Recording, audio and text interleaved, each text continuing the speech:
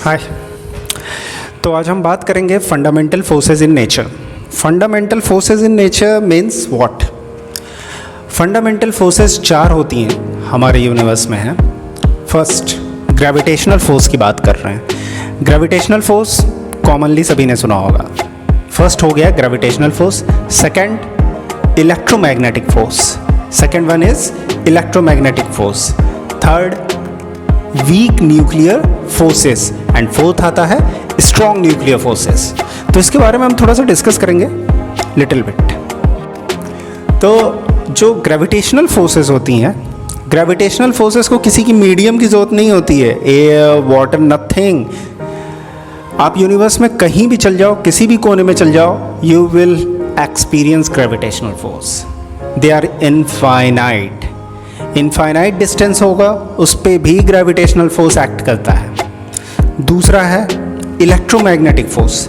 Electromagnetic forces भी infinite distance तक act करती हैं। दूसरा क्या था? Weak nuclear forces. Weak nuclear forces जो काफ़ी वीक हों। और चौथा है strong nuclear forces. Strong nuclear forces nucleus के अंदर काम करती हैं। ठीक है। तो ये जो ग्रेविटेशनल फोर्स है हर ऑब्जेक्ट्स के बीच में लगता है, all over the universe. All over the universe का मतलब, जैसे अभी मैं खड़ा हूँ ना, मेरे और अर्थ के बीच में ग्रेविटेशनल फोर्स है। आप अभी कहीं पढ़ रहे होगे, बुक रखे होगे, बुक और अर्थ के बीच में ग्रेविटेशनल फोर्स है। मैं अभी रिकॉर्डिंग कर रहा हूँ, मेरे मोबाइल और अर्थ के बीच में ग्रेविटेशनल फोर्स है एवरीवेयर। पंखा हैंग कर रहा है, gravitational force. Gravitational force. Second आता है इलेक्ट्रोमैग्नेटिक फोर्स। क्या आता है? Electromagnetic force. नाम से ही थोड़ा सा लग रहा होगा, इलेक्ट्रिक और मैग्नेटिक। इलेक्ट्रोमैग्नेटिक फोर्स चार्जेस के बीच में एक्ट करता है। अब चार्जेस कहीं भी होते हैं, हर जगह चार्ज है। जैसे आप एक बुक भी होल्ड करते हो अपने हाथों से, तो चार्जेस के बीच में फोर्स लगता है। आपके हाथ में चार्जेस हैं और बुक में कुछ चार्जेस होंगे, दोनों के बीच में फोर्स लगता है जो कि डोमिनेट कर जाता है। अब इसके बारे में आगे बात करेंगे। जो कि डोमिनेट कर जाता है ग्रेविटेशनल फोर्स से। यही इलेक्ट्रोमैग्नेटिक फोर्स है जो कि उस बुक को आपके हाथ से स्लिप होने से बचाती है।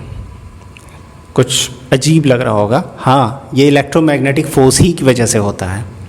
और ऑफ कोर्स जो ग्रेविटेशनल फोर्स होता है वो इलेक्ट्रोमैग्नेटिक फोर्स से वीकर होती है। इलेक्ट्रोमैग्नेटिक फोर्स और ग्रेविटेशनल फोर्स। ठीक है। बात करते हैं रिलेटिव स्ट्रेंथ।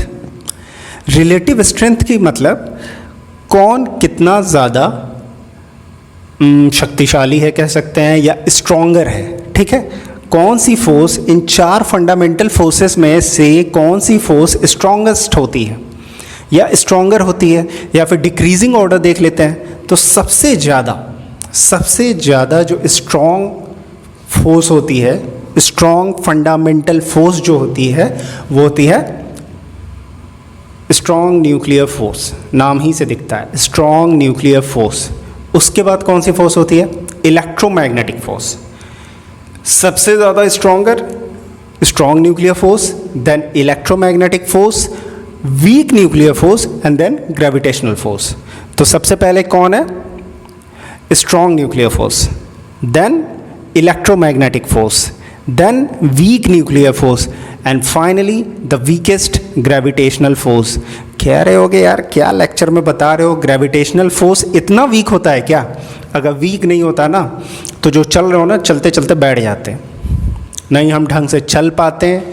और कुछ ज़्यादा ही स्ट्रॉन्गर होता, बहुत ही ज़्यादा स्ट्रॉन्गर होता, तो अर्थ पे लाइफ सर्वाइव ही नहीं कर पाती।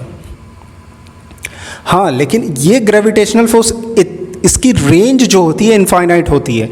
ग्रेविटेशनल फोर्स, तुम अर्थ पे हो ना, अर्थ और मून, चंद्रमा, अर्थ और मून के बीच में भी ग्रेविटेशनल फोर्स लगता है। तो gravitational force weak nuclear force है, लेकिन इसकी जो डिस्टेंस या फिर एक्ट करने का जो डिस्टेंस होता है वो इनफाइनाइट होता है।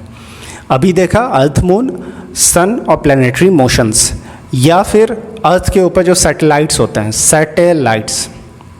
सैटेलाइट्स भी अर्थ के चारों ओर मूव करते हैं, तो उसका रीज़न भी यही ग्रेविटेशनल फोर्स है।